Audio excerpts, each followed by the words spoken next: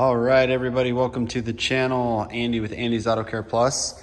If you've been following my channel for a little while, you might have seen a couple projects and builds and things like that I like to do on cars, trucks, whatever, my own personal stuff. This one is going to be something special. Usually I don't even film it. I'll work on stuff and I don't even film it. I figured I'd just go ahead and film it. Just some people might find, I don't know, some value in this. But anyway, this one, as the title says, this is gonna be an overland rig. Here we have a 1996 Subaru Legacy Brighton Edition. So it's the base model.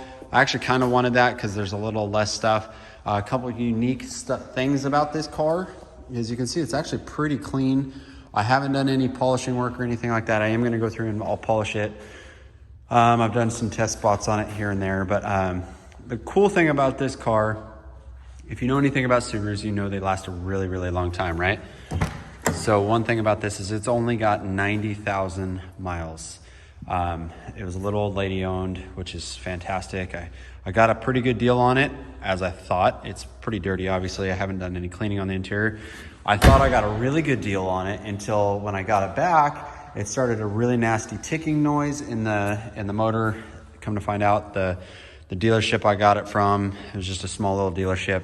They kind of took it to a backyard mechanic, unfortunately, and they did some things wrong because they did a timing belt water pump, did some seals and stuff like that. But when they sealed some stuff, they used silicone, which ended up breaking loose and clogging up some of the oil ports. So I ended up taking it to a mechanic, Subaru dealership.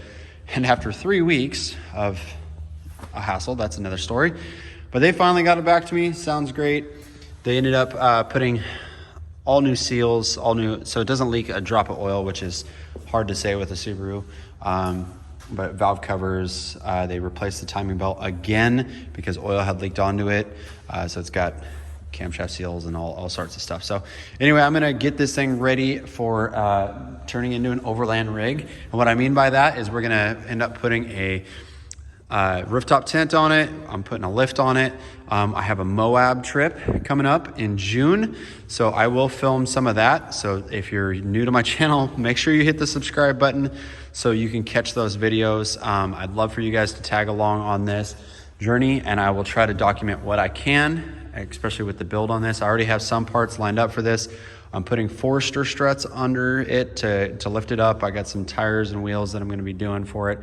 Don't quite have the tire size yet, but definitely some all-terrain tires, that sort of thing. Some LED headlights. I'm gonna do some pod lights, things to that nature.